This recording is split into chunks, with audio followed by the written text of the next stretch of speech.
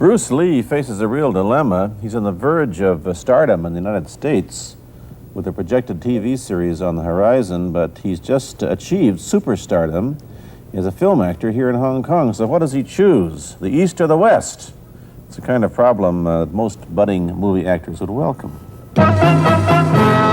It's the Pierre Berton Show, the program that comes to you from the major capitals of the world. This edition comes to you from Hong Kong. And Pierre's guest is the man who taught karate, judo, and Chinese boxing to James Garner, Steve McQueen, Lee Marvin, and James Coburn. The newest Mandarin superstar, known in the West for his appearances in Batman, The Green Hornet, Ironside, and Longstreet. His name is Bruce Lee, and he doesn't even speak Mandarin. And here's Pierre. Well, how can you play in Mandarin movies if you don't even speak Mandarin? How do you do that? Well, first of all, I speak only Cantonese. Yeah. So, I mean, there is quite a difference as far as pronunciation and things like that go. So somebody else's voice is used, right? For Definitely, definitely. You just make the words. Doesn't that sound strange when you go to the movies, especially in Hong Kong, in your own town, and you see yourself with somebody else's voice? Well, not really, you see, because most of the Mandarin pictures done here are dubbed anyway. They're dubbed anyway? Anyway, I mean, disregard. I mean, they shoot without sound. So it doesn't, make any difference. Your lips never quite make the right words, do they? Well, that's where the difficulty lies, you see. I mean, in order to, because the Cantonese have a different way of saying things, different from the Mandarin. Yeah. So I have to find like something similar to that and keep a kind of a feeling going behind that. Something that matching the Mandarin deal. Like the old silent days. Complicated? Like the old silent days. But I gather in the movies made here, the dialogue is pretty stilted anyway. Yeah, I agree with you. I mean, see, to me, a motion picture is motion. Yeah. I mean, you got to keep the dialogue down to the minimum. Did you look at many Mandarin movies before you started playing in the first one? Yes. What did you think of them when you saw them? Quality-wise, I mean, I have to admit that it's not quite up to the standard. However, it is growing, and it is getting higher and higher and going toward that standard, that what I would term quality. They say the secret of your success in that movie, The Big Boss, which was such a success, you rocketed you to stardom in Asia, was that you did your own fighting. As an expert in the various martial arts in China, what did you think of the fighting that you saw in the movies that you studied before you became a star? Well, I mean, definitely in the beginning, I had no intention or whatsoever that what I was practicing and what I'm still practicing now would lead to this to begin with.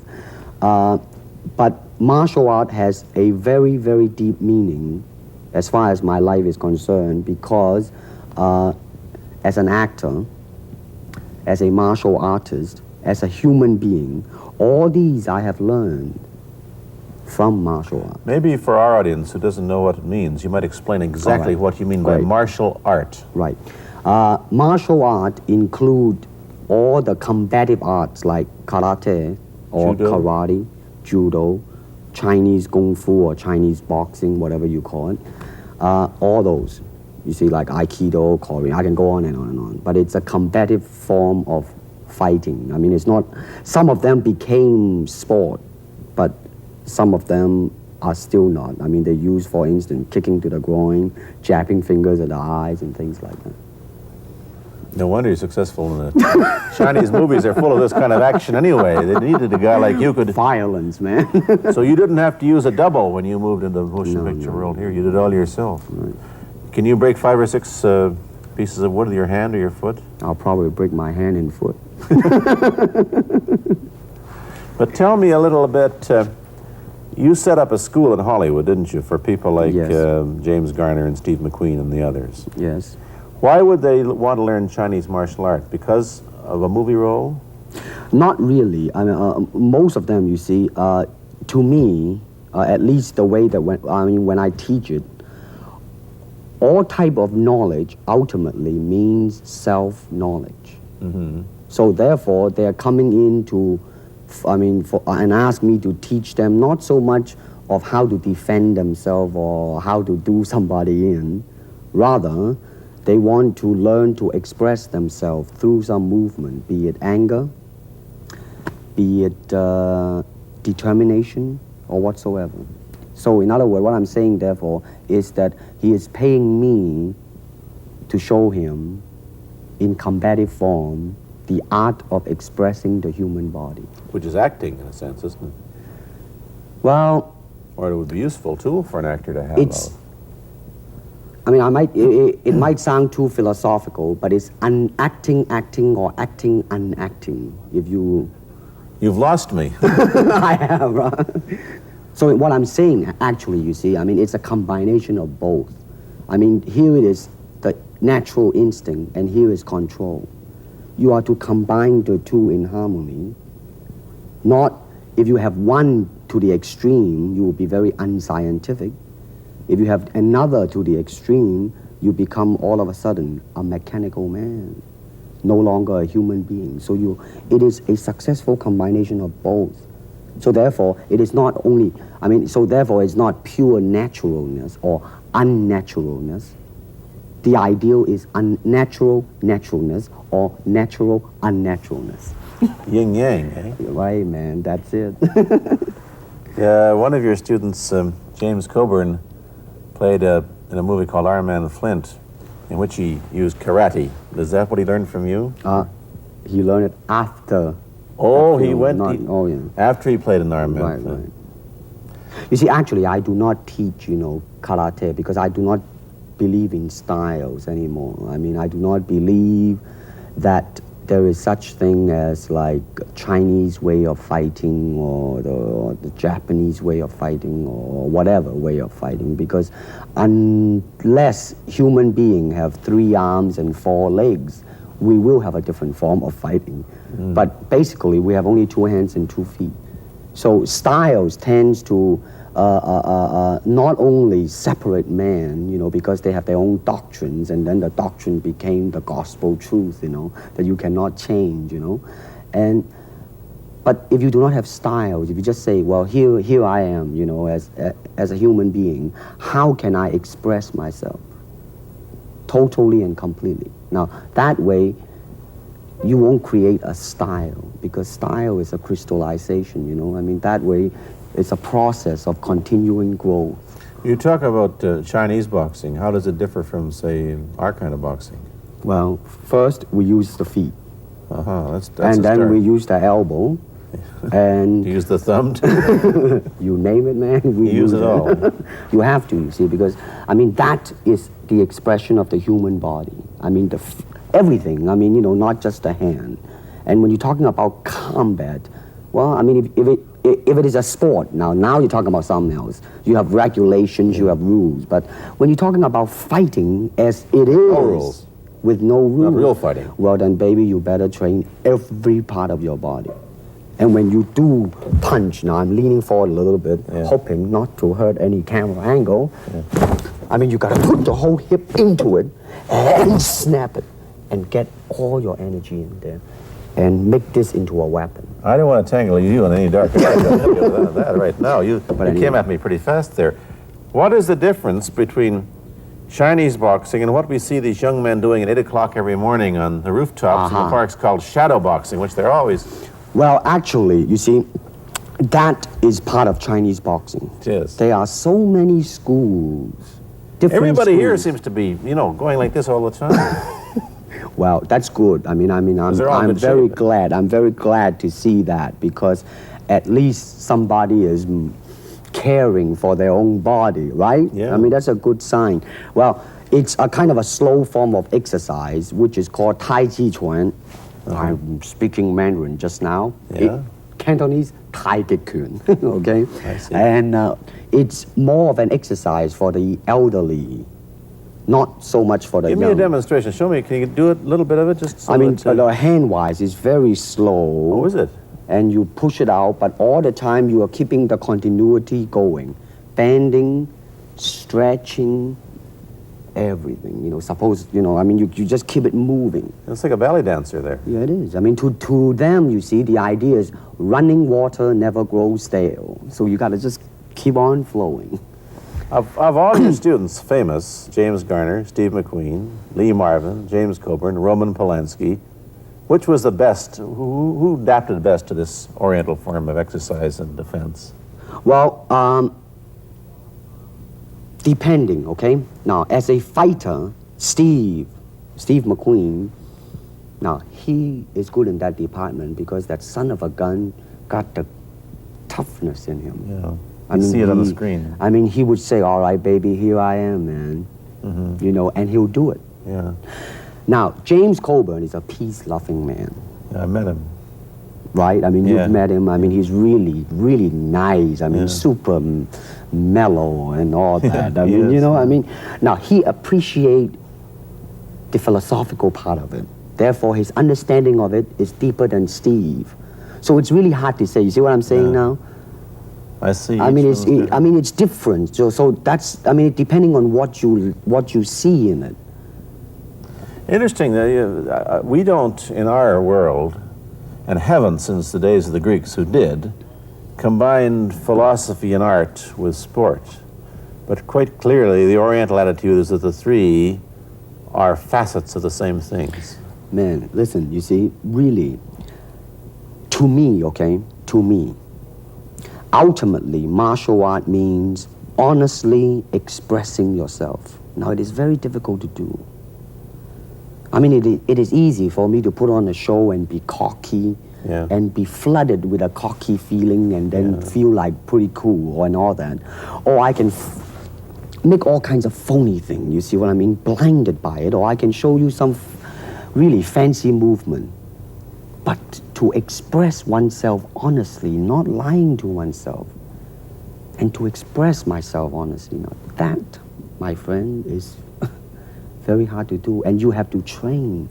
You have to keep your reflexes so that when you want it, it's there. When you want to move, you're moving.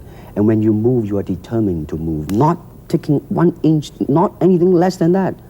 If I want to punch, I'm gonna do it, man, and I'm gonna do it, you see? So I mean, so that is the type of thing you have to train yourself into it, to become one with the, you think? Yeah, this is very un-Western, this attitude. I want to ask you about your movie and TV career, but first we'll take a break. Then I'll be back with Bruce Lee. I've been talking to Bruce Lee mainly about the Chinese martial arts, which include things like Chinese boxing, karate, and judo, which is what he taught when he was in Hollywood.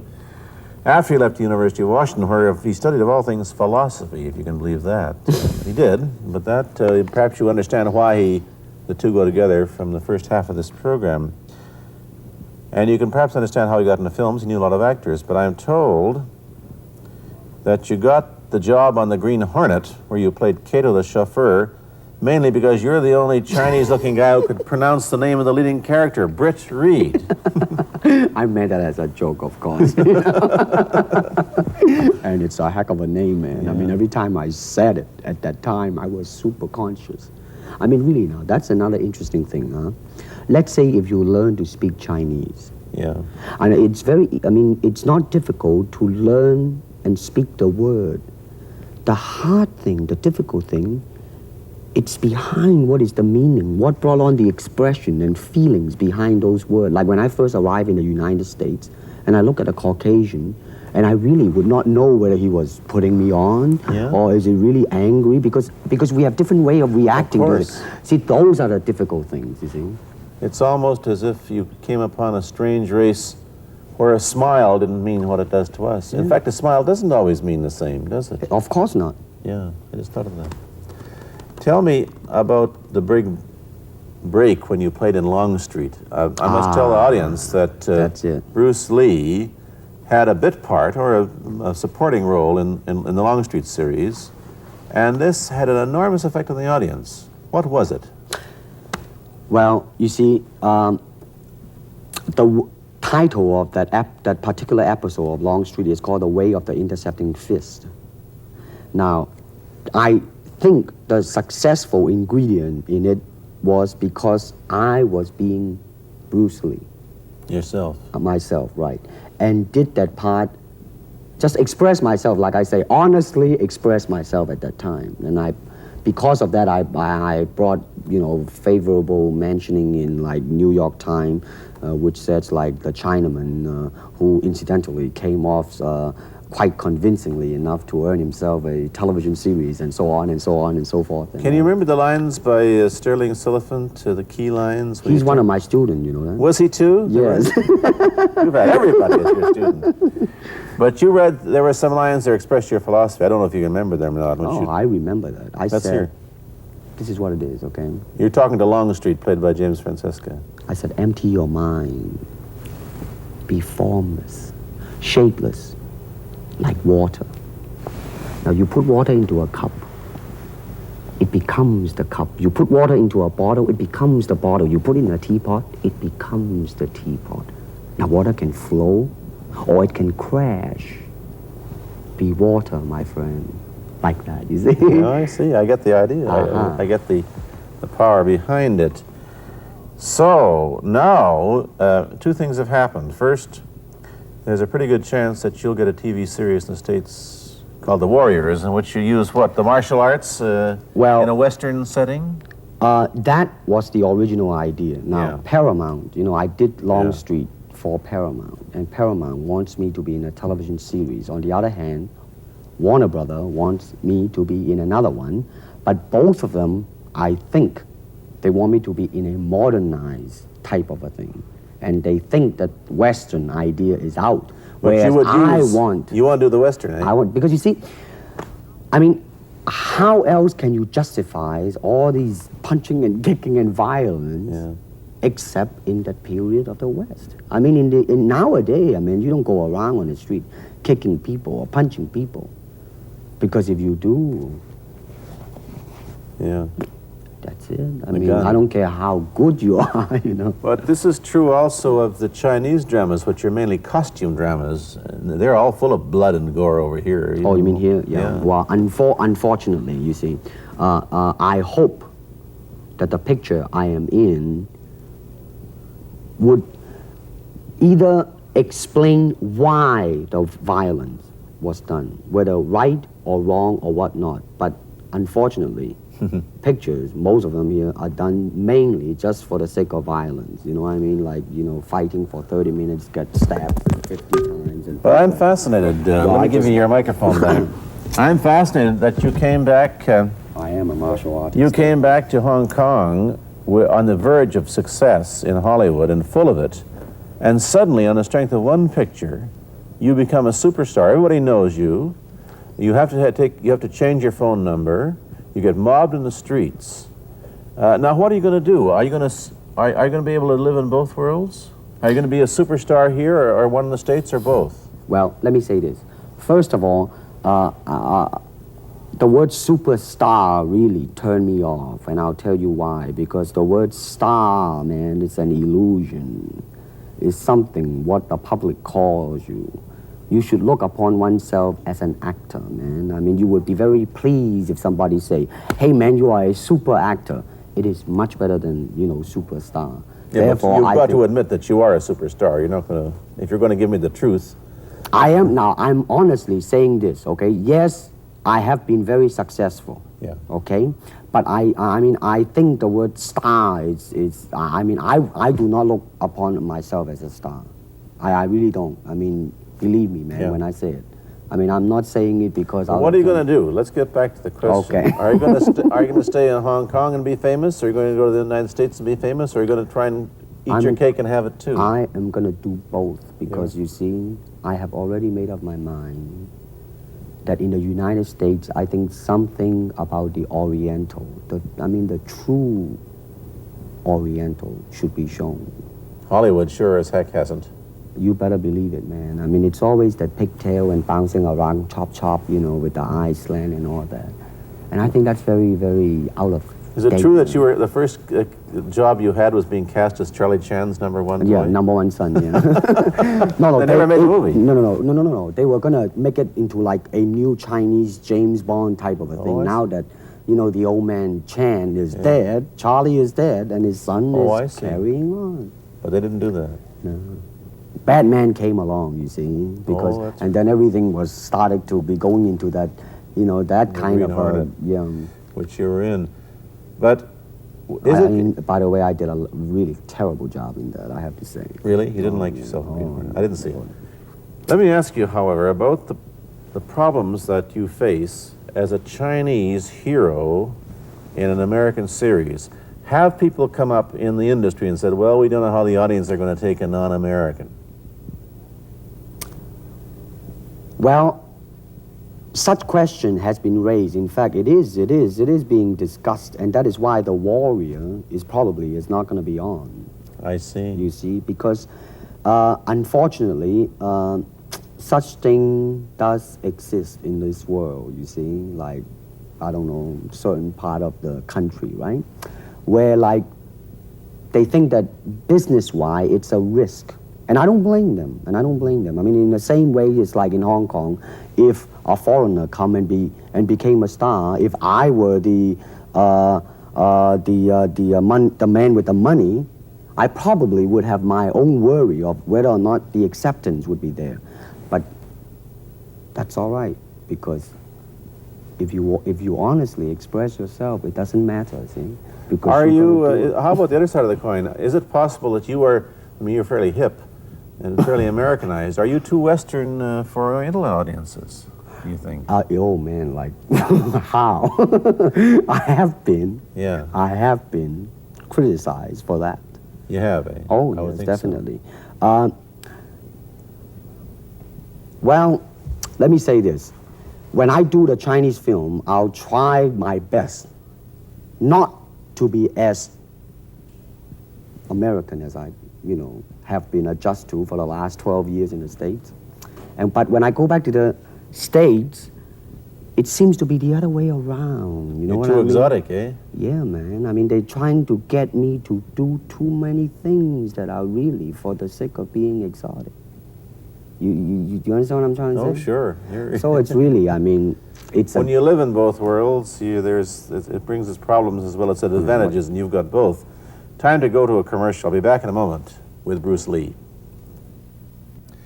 Let me ask you whether the change in attitude on the part of the Nixon administration towards China has helped your chances of starring in an American TV series. Well, first of all, this happened before that. Yeah. But I do think that things of Chinese will be quite interesting for the next few years. I mean, not that I'm politically, inclining toward anything. No, I understand that. But I'm just wondering. But I mean, once the opening of China, I mean, that it will bring more understanding. Yeah. More things that are, like different, and maybe in the contrast of comparison, some new thing might grow. So therefore, I mean, it's a very rich period to be in. I mean, like if I were born, let's say, 40 years ago. Yeah. If I have a thought in my mind, I said, boy, I'm gonna star in a movie or star in a television series in America. Well, that might be a vague dream, but I think right now, maybe, man. You still think of yourself Chinese, or do you ever think of yourself as North American? You know what I want to think of myself? As a human being. Because, I mean, I don't want to sound like, as Confucius say, but under the sky, under the heaven, man, there is but one family. It just so happened, man, that people are different. Okay, we got to go. Thank you, Bruce Lee, for coming here. Thank you for Pierre. watching. Thank you. You've been watching Bruce Lee on The Pierre Berton Show, a half-hour program of conversation, opinion, and debate. This is Bernard Cowan speaking.